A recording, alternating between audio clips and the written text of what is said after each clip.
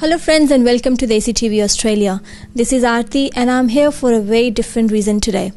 I'm going to introduce you to a little amazing Twisha who was born with a very rare birth condition. So I'm going to talk to her mother and find out a bit more about her condition. Sweetie, welcome to the ACTV Australia.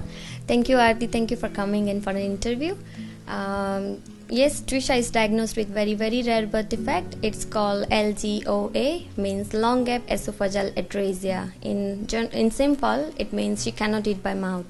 So, did you find out about this condition even during your pregnancy, or you found out when she was actually born? Yes, when I was 7 months pregnant, doctors in Westmead Women's Hospital were suspecting some problem in Twisha, as they couldn't find Twisha's stomach bubble while performing an ultrasound. So, but doctor were not sure like what type of problem Twisha would have. But when Twisha born, she was diagnosed. She had some tests, X-rays and blood tests, and doctor just diagnosed within next 5-6 minutes that she has such problem. And it was a really big problem there. So, what was your reaction? How did you feel when the doctors told you that your newborn baby has such a 1 in millions, you can say, defect? How did you feel? It was really very difficult, very stressful situation that time. As I said, like when I was 7 months pregnant, I was suspecting some problem in Twisha, so I started making some research on that. I was hopeful that Twisha will get the treatment, but I never realized that Twisha will have that much big problem. So tell me now, because Twisha doesn't have a food pipe which is called esophagus. How does she eat? Actually, doctor has put one button on her belly that is called gastrostomy button. That button is fixed directly into her stomach, and we have got one extension tube. We attach that extension tube on her button, and we only deliver a baby formula and directly into her stomach. She is 18 months old and she's growing on that. Her digesting system is good otherwise, and she's just growing on that. On other side, to manage her secretions, doctor has made an hole on right side of her chest. From that hole, she's spitting her saliva so she can manage her secretions, and she's also allowed to have some fake oral feeds to keep her practicing how to suck, swallow and chew and like that stuff. So she's managing all this thing and she's growing on that. We need her regular dressing on this hole here, so she's managing this way. So how often do you have to use the tube to feed her? Is it 4 times a day or? Yes, at present she's on 5 feeds a day. Mm-hmm. In past, sometimes she was 8 to 9 feeds a day. So yes, like so constantly you have to be there to. Yes, we have to watch her. Yes, we have to watch her, and at the same time of her gastrostomy feed, like when we deliver milk directly into her stomach, we also offer her some food from mouth, like only liquid, like such as a juice or milk, so that she can have that feeling, okay, I'm having something from mouth and my stomach is getting full. So this is necessary for Twisha. Otherwise, when she grows older, she will forget. Like she may lose the connection between hungerness and like to eat something from mouth. So, but she's doing very well at present by that way. So, how are you organizing yourself to go to US for the treatment for Twisha?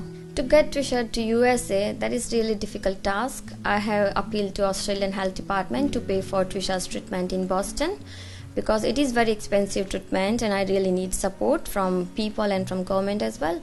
At present, Twisha's government application is under process, but I have got the initial draft assessment from the health department which is negative, stating that they will not pay for the treatment. So I'm going to make sure that will turn positive, so I'm trying my best to do that. And also I have started fundraising for Twisha in the case government doesn't help. And so I got Australian charity to help with, it's Kids for Kids charity, and who is helping with fundraising. And so I go to public to ask people for generous donations. People are really responding very well. I'm hopeful that Twisha will get to US one day, very sure. Yes, still I have hope that she will get better, because today there is the latest medical science, and there is a hope that if she gets treatment in US, she will be better. So you have to go all the way to US for the treatment. So there is nothing in Australia that can fix the problem?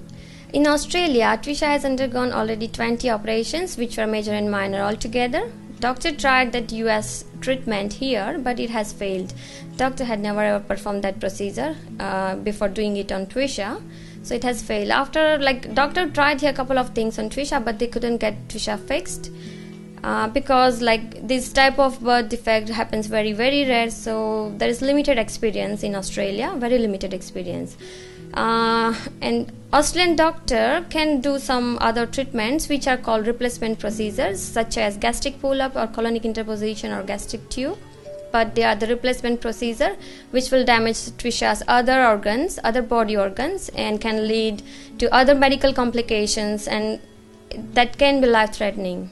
Okay, so do you have a family in US that you can go to, or have you organized something about that? In US, I don't have anyone, but like there are some parents who live in Boston, and while raising funds and all this stuff, I come to know about few other people. So friends, that was little Twisha, who's struggling to live a normal life. I would request each and every one of you to join hands together to help Twisha get a better future. I personally believe that our ocean is created with every single drop of water. So any little contribution from your side will help Twisha get to US as soon as possible and get the treatment, and hopefully we'll see her growing up as a normal girl.